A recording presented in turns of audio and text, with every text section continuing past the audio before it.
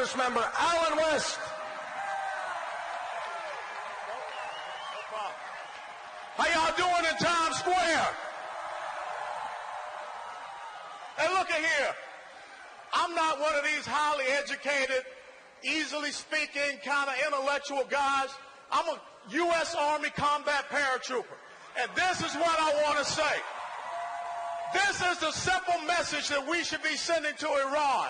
When Iran stands up and they chant death to America, all we need to say is, you first.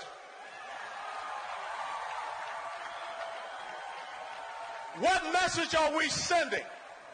What message are we sending when we sit down at the table with the #1 state sponsor of terrorism?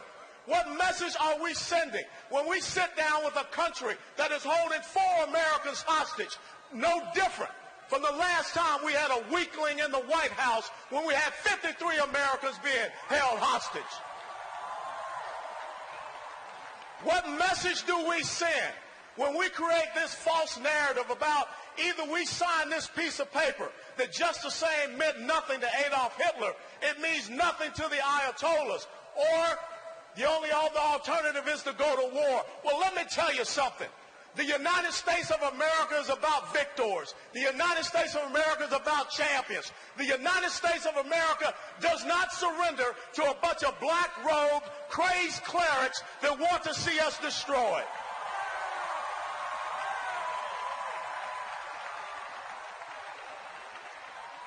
What does it say about us when we sit down and we sign an agreement with a country like Iran so that they can become an economic power, so that in 5 to 8 years, when the UN arms embargo is taken away, they can become a military power, and then in 10 to 15 years, they will become a nuclear power. But yet we stand up and say we're going to cut our United States Army by 40,000. We have the smallest Marine Corps since World War I, the smallest Navy since 1917, the smallest and the oldest Air Force since we created the modern Air Force. What message does President Obama send to these people over in Iran? It's not the message that was sent to Britain 239 years ago at Lexington Green when we fired the shot that was heard around the world.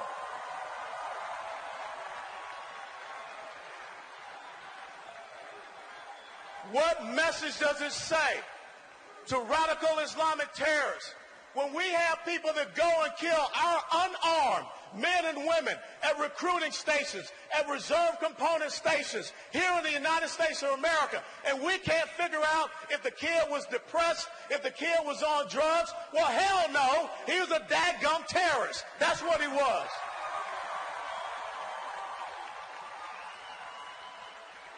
Now, I got to tell you something. I got to hurry up and get off this stage because I got to go to a fundraiser and a Broadway show.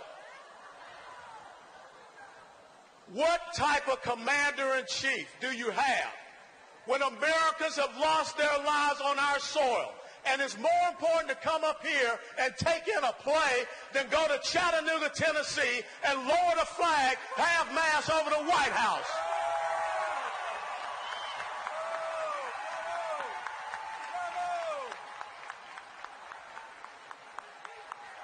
It's very simple, ladies and gentlemen. Alexander the Great had a fantastic quote. And he said, I would not fear an army of lions if they were led by sheep. But I would fear an army of sheep if they were to be led by a lion. This great nation is a nation of lions that is currently being led by the greatest of sheep that we have ever seen in our 239 years of existence. How dare Barack Obama, how dare John Kerry, how dare Valerie Jarrett, or any of these other charlatans that occupy Washington, D.C., surrender this great constitutional republic to the Republic of Iran. Ladies and gentlemen, it was said in December 1775 by Thomas Paine that these are the times that try men's souls, that the sunshine patriot and the summer soldier will shrink from his duties. But to those who will make a stand, those of you that are here in Times Square, you will deserve the love and admiration of all men and women. Ladies and gentlemen, it's not over. You being here sends a message that the United States of America, I don't care who is occupying the White House, we're not surrendering our liberty, our freedom, our way of life.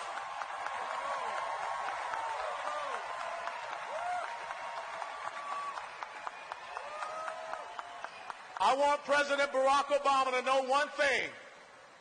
You may say that you have done something that no one else has ever done. You know why no one else has ever done it? Because it's a damn stupid thing that you just did.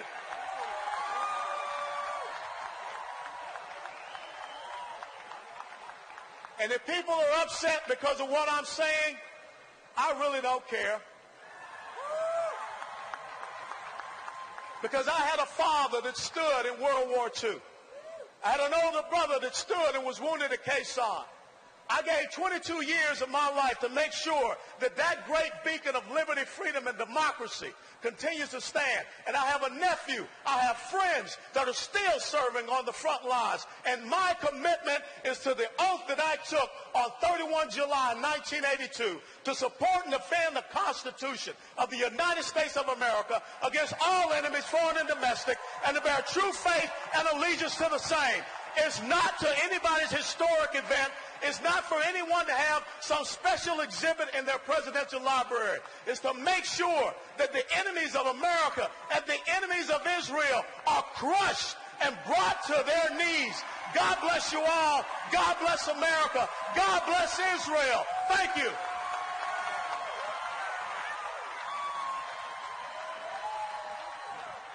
How sad it is when you hear something like that and remember who's sitting at 1600 Pennsylvania Avenue.